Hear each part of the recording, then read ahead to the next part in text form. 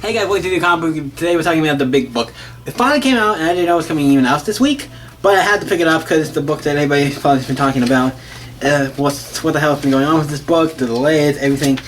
You know what book I'm talking about, the Doomsday Clock, number 11. It's funny enough, this is even 11, so there's one more issue after this one. I'm kind of like, how is it going to end up in one issue? I'm actually curious, because I read this issue, I'm like, the one issue left. I'm kind of curious on how this is going to wrap up, because there's so much stuff that this book has done. I'm like, is this in, and also is this in continuity or not? Because I'm kind of, to my knowledge, this is in continuity, but if it is, it kind of feels like it throws off, I want every other book out of the Axis and all kinds of stuff. But let's jump into issue 11, not 12. Don't know when that's coming out. I hope it comes out before the end of the year, because I think at this point, Jeff Johns needs to get his butt in gear. I'm like, I know you're doing other things, but you need to, like, this is a book that you've been kind of delaying, and it's like, you only have one issue left, Johns. Get out before the end of the year, and we'll all be happy. But what happens in this issue? Actually, for the audio, what do I think about this issue? It seems like luck. The book, no matter what I think it has quality. The art has always been amazing. Every issue is by Gary Franks, so the art is something I can never complain about because it's by Gary Franks. His art is one, he's like, too talented, he's like a superstar artist, he's great, he's all really great. So the art's never as something I'm like, the art's been bad. No, every issue's been great. Story-wise so far, I enjoyed it every issue. That's not one issue I think has been bad so far, so let's jump into it and figure out what actually happened this issue. What happened before the big finale? Right, it starts off, because there's so many things.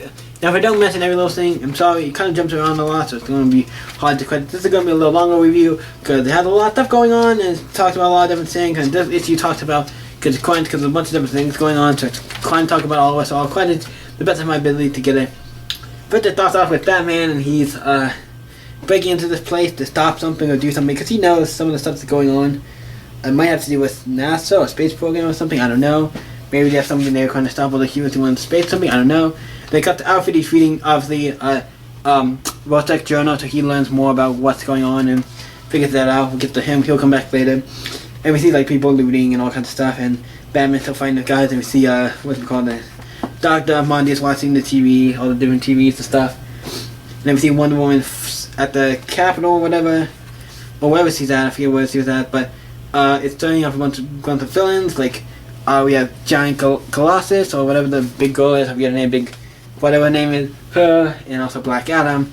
And you also have the Creeper, who I'm like, the Creeper's not really a villain, but I guess he's kind of working with Black Adam, so it's like, interesting. I'm like, yeah, interesting. So then we have Black Adam's there, they're fighting in Quebec, and he's like, okay, we need to, like, everybody, the government talking about, we need to figure out what's going on. Wonder Woman seems to be an outside west, where it's like Santa Guerra and all those people, like Santa Guerra, one people we need to figure out what they are, to like, maybe to get them to help and stuff. Maybe to help Wonder Woman. It's like, and they're like, at Santa Guerra, like, we need to go get Wonder Woman and get her from the fight and save her from this. It's like, first of all, how did you get Wonder Woman from the fight? It's one thing I was like, how did you get her out of the fight? Because she is Wonder Woman. She would have went and fought till the day's end. I don't think even anything you would have said would have stopped her from this. But yes, we have that going on. We have the Hall of Justice, a bunch of people outside of it and stuff. And then we see a pass, somebody with a pass, and it's like Lisa and a Lois Lane. And they talk about a bunch of stuff that's going on. And she has her own, he has his own thing he's going to Lois Lane because they've been working on some stuff. So finally Superman gets up and he basically sees all the stuff that's going on and stuff. He's like, okay, I see everything that's going on. We need to, it's like basically chaos. It almost feels like doomsday. It almost feels like a Watchmen at the end, where like everybody's going the chaos at the beginning of this book, where the Watchmen US, everybody's going the chaos and stuff. So we see that going on. We see a bunch of stuff going on in the news and stuff about all the heroes going off to space to save, to stop the, whatever they, to find wherever it is on Mars or whatever. And we see places burning down, and like a Dr. Mondi's like, yes, I had my plans coming together. I'm basically kind of trying to destroy the world or whatever, save this world. He goes and talks to the two characters, the girl and the old man, who is like, I think, Johnny Thunder, and the girl, I think, is Phantom Girl. Oh, she's a member, I think it's Atom Girl, she's part of the Legion of Superheroes, so that's interesting. Then it cuts to back to Lex Luthor and Lois Lane. He's like, oh, here's the thing I found this picture, and he talks about the whole thing about Wally West coming back, and the picture and all this stuff. And like, I found all these different pictures, and he basically explains this whole thing about the pictures and everything. And I'm like, okay, that's interesting. So that's interesting. Interesting stuff. And we see Superman gets up, and they come in like, hands in the air, Superman, we come to take you in. Please don't do this with all your weapons.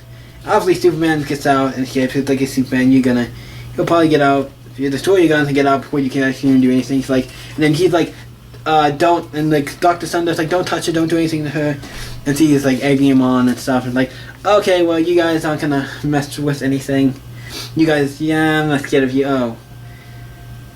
Square's like, yeah, okay. And they talk, and then we get to Alfred, and he's making pancakes and stuff, because obviously, Wojtek in the footage ate the pancakes and liked them.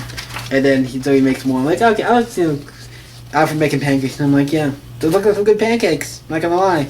Pretty good pancakes. So Alfred's making pancakes. I'm like, we have a whole page off making pancakes. What for Rorschach? And it makes sense. But I'm like, I love comic books, because when else are you gonna get a whole page off making pancakes? Never. And who's not gonna eat them? Batman, and it seems like also maybe Rorschach when we get to him. But next page we see a guy out in the like with home people, and obviously it's the new Rorschach. Explains on what happened. He figured out that Rorschach killed his dad. He thought his dad was then were like friends. They figured out that Rorschach actually killed him and all this stuff. For the record, I'm not saying I think he did, but I would. He's kind of weird, but they have their own thing, and then it's like you're having this weird nightmare with Rorschach and everything about dad and all this stuff. And then it's like, oh, what the hell? It's like, remember me? I'm Pennywork. You like my cooking? I read the journal. I'm sorry we didn't believe you before, but now we do. Here's some pancakes. He's like, let me in prison, let me to run. He said Rorschach, like, mega twisting in food. Please come with me. We need Rorschach. And he's like, no. You don't need Rorschach. He's mad. I'm not Rorschach. And he runs away. He's like, wait, please. We want to help you. It's like, throw the pancakes on the floor. And then we see how the two, what's it called, Mime and the other person. I forget, Mime and Marion. Whatever these two guys are. I don't remember if they said their name in this book, but they're here and they're attacking. It seems like them and the Joker are having a thing. They're fighting each other or something. But they're having a thing, and they're attacking people. And also they have to look like the comedian with them, so that's interesting. They're killing a bunch of people and doing stuff. And they talk about why. Also, Dr. Money talks about why Dr. Manhattan didn't kill these two when they were robbing that bank or do something to stop them. Because the one, he was like, oh, people thought they didn't do it because he had a baby. But it was more about what that baby was going to, not because of he had a baby, because what that baby was going to become, and that's why he didn't want to kill the baby and stuff. And he eventually finds out about the baby, and they're kind of mad about that and want to get her back. As Monty has to correct them about the baby because they know where he is and everything. There's all that. And eventually he gets to the point, we're talking about, basically in this issue, Dr. Monty talks about his whole plan and everything, his whole strategy and what the whole plan was.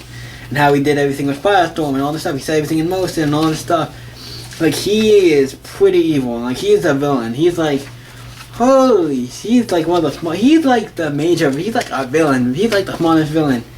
You put all the other villains, I think, to shame at this point, because he's like, yeah, no, he's pretty much a pretty good villain. He's been putting all the other ones to shame. And they look like they have to get the president out of here. So they're trying to take the president outside. It doesn't actually show the president, but I'm assuming he would read, I don't know, I guess probably because they're not going to bring in any Pacific president. I don't know if they have yet in the series, if they didn't, any relation, I don't remember. But we see like Black Adam and all of them going to zoom into the White House or whatever, and Superman, it said stop them, stuff. And then we see a Phantom, I think it's Phantom Girl, or Phantom Lady, whatever. The girl from she's part of the Legion of Superheroes to my knowledge, starts her talking to him, and then he thought the fade away, almost like, see guys, I'm going to say this, look right here. He's fading away, like almost turning into dust, like almost from like the snap from Infinity War, like, and almost left us a ring, and then you see the other guy, Johnny Thunder. I think the other guy is Johnny Thunder. Oh God, but he gets the Green Lantern, the Alan Scott Green Lantern ring, power battery lantern, and he's crying and stuff like, quit crying over him and all this stuff. It's like, so the future, basically the future guy racing, I'm like, what the fuck? You just killed this character? I'm like, okay, I don't know what's going on. Like, Legion went back in the book. I'm like, I'm really curious. Just kill it off. See, so likely what's the major characters of the story. And we have Superman just got flung across because obviously Black Adam hit him. And we see the Man Maya with they have a comedian there running by. We see Rorschach looking in the water. Superman gets up, and then we see Dr. Manhattan, big blue Dr. Manhattan. I'm not going to show the face because it actually shows him with his stick out. So I'm not going to show that because I know me might be able to get probably taken down, even though you probably won't see it from us. But yeah, the one thing we're showing you panel from this book, I'm like, oh yeah, I gotta remember when Dr. Manhattan's on the page, you gotta be careful he's not without showing it all because I don't want my videos to get taken down. But I probably could sound it, but knowing me, I'll forget and they'll go up and I'm like, oh yeah, no. not gonna do it, but it's just Superman and him, and they're gonna get into the fight, because we know it's been dated that they know they're gonna fight each other. So I'm excited, and that's where it ends. And then it shows some stuff with Lex Luthor, and it shows some stuff about the pictures, and where he found all the pictures and stuff at the end, like cool.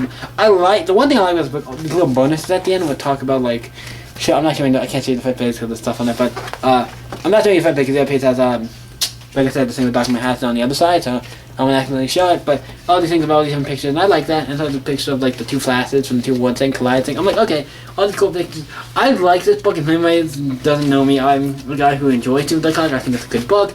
I do think the delay kind of did hurt it, because now it's like, at that point, it's like, does it really matter, or does it really not? Like, after reading this issue, I'm like, what's gonna happen? There's only one issue left to solve everything, and I'm kind of curious on how they're gonna fix everything, because it feels like a lot of stuff has happened, and how I don't know how you fix anything after this. But I'm curious. Maybe the last issue will be maybe it will be an extra big issue. I don't know. But it feels like this is Jeff Johns, like, yo, I'm telling my magnum opus. Because I feel like this is gonna be Jeff Johns' like magnum opus. Like, this is his book that he's gonna be totally down for. Because this is like, do I think it's as good as Watchmen? In the art category, I would say yes. It's a book as good as Watchmen. I'm gonna say in the art category, yes. Just K. Frank's on. He's on. It's great. So the art category is fine. And I love the way the comic looks, like the panel layout and stuff feels like the original Watchmen and stuff. So it feels like, it definitely, he wanted to make it feel like the original, like you're reading like the original Watchmen, like kind of similar style and like the panel layout and stuff. It does feel like Watchmen. It feels like if anybody's gonna do Watchmen, this feels like a good like like a good like, if you want to say is anything a good Watchmen, this feels like a good like volume 2 or whatever you want to call it, because it's technically after what happened in Watchmen, so technically it could be Watchmen 2. But I do think it's really good. I'm just saying it does. I think it doesn't compare out to the original Watchmen. I don't think it'll be the original Watchmen ever. We'll have to see what the last issue is, but I think it'll be really close, if not on par with that. Because I've been enjoying this book a little. By little I mean a lot. This has been one of my favorite books. So what do you guys think of Doomsday Clock 11? Let me know in the comments down below. Let's get my rating. This is one of the books that's always is a. This is a book that's a 10. It's great. I enjoyed it. It's everything I wanted it to be. I'm really excited for the last issue. So what do you guys like? Say, what do you guys think of Doomsday Clock number 11? Let me know in the comments below and let's talk about it. Yeah, you can always stay up. I'm gonna see you in the next video, guys. Bye.